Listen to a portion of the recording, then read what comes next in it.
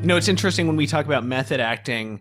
I think what most people think of in as far as method acting and kind of laugh about is like the idea that you're always in character. Yeah. I don't think that's really the core of what method acting No. is. My understanding that basically the core of method acting is getting to the character from the inside, from inner motivations and things like that. Yeah. There's also some external things that they do. Like you'll notice in this movie, Brando is always chewing something or doing something with his hands. There's like a famous scene where he's playing with a glove, the whole scene, things like that. But it's not about just always being in character and being eccentric, when the film isn't shooting, Right. Right. So it's more just the approach to preparation and things like that. And it came from Stanislavski. Yeah. Is that right? So when you talk about the method, a lot of people conflate that with the Stanislavski system, but my understanding is that they're two different things, really, two different schools of thought. So the method, as we've sort of received it in the United States, really comes out of this experience in the Actors Studio. Right. I think the sort of the big names there are Lee Strasberg, Stella Adler, and Meisner.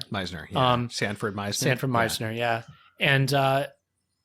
And they were all connected to Stanislavski or inheritors themselves of the work that Stanislavski had been doing, but they all had different takes on it. That's right. And also the emphasis that was placed on the Stanislavski system in the United States there was a little bit more of a psychological emphasis than because he wrote 3 books, is my understanding, and only one of them had been translated thus far. Like the first of the 3, which was about the inner stuff, and then later the third book is about the rehersal process. Yeah, well, so I think that each of the people, the famous names of teaching, the method sort of or Stanislavski based acting seized on different things from the approach. People have told me that actually, if you look at the Stanislavski system more broadly, it's a deeply physical system, and that it relies a lot on physicality, which is not what people think about primarily when it comes to method acting. Yeah. It's like you said, it's kind of this approach from the inside out, whereas physical theater or schools of acting with a more heavily physical emphasis are more working from the outside in. And this was a big part of your training at CalArts, this physical approach, right? Yeah, that's right. So when I was at California Institute of the Arts, one of the main figures that we looked at was Jerzy Grotowski, who was an avant-garde Polish director. But his work, in some ways, can be seen as a response to Stanislavski and method schools of acting, but he definitely placed a premium on the physical experience of the actor and sort of the how the body and the manipulations of the body and precision with the body and exertion of the body and the exhaustion of the body can inform and change and generate other choices that the actor is making in the performance of a role.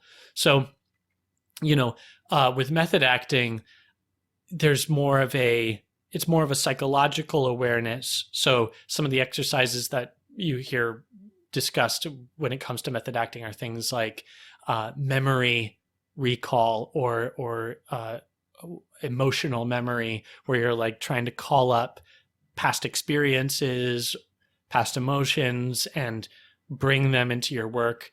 There's also maybe like a tendency to just do a lot of table work in terms of, kind of really analyzing your characters given circumstances and their motivations and their objectives. And so these are choices that you're making kind of in an analytical way, and then using that to sort of, it's almost like creating a subconsciousness for yourself, so you can't just become the character, but if you do all of this homework of getting super specific about your relationships and your goals and your goals can be really big and really small. Right. You know, there's macro goals, and then micro, or the terminology I think is super objective, and then you're sort of like more local and precise objectives. And then there's a heavy emphasis on task, you know, so like what are you doing to accomplish these goals? And yeah, and that vocabulary is kind of fundamental now, you know, like I would say that now that has been sort of expressed, no actor can pretend like that's not in their tool bag, you know? Yeah. But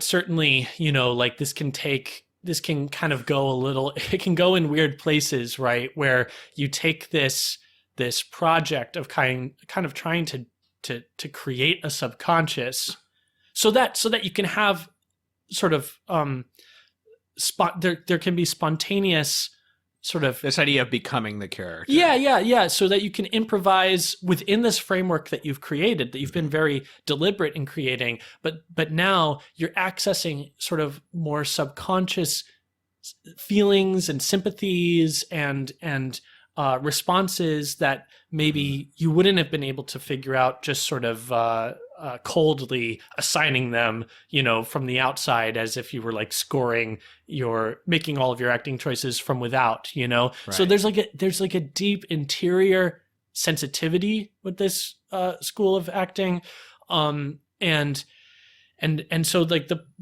and also a sympathy to the choices that others are making, right?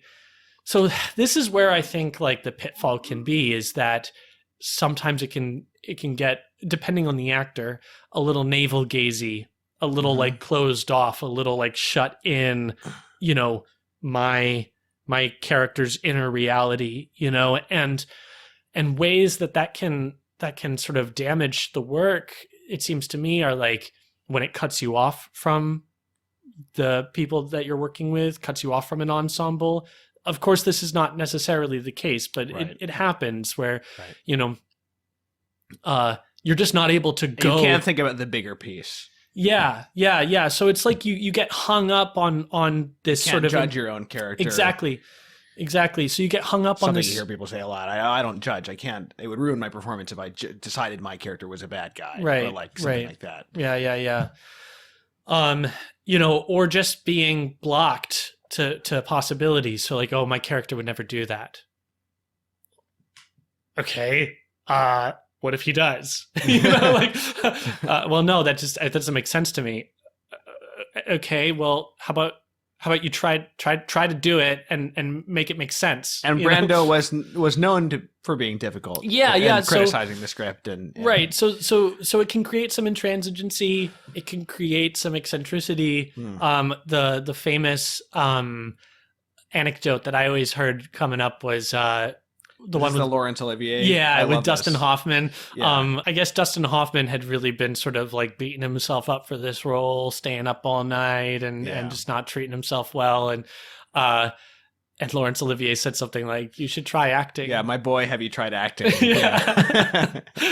Which is like that, and I'm way more sympathetic with that. You know, like I think that method acting offers a lot of tools, and offers practicable skills, right? Which is appealing, because I think that a lot of people as actors just ride off of their natural charisma, and if you don't have quite that natural charisma, you might despair of ever being a good actor.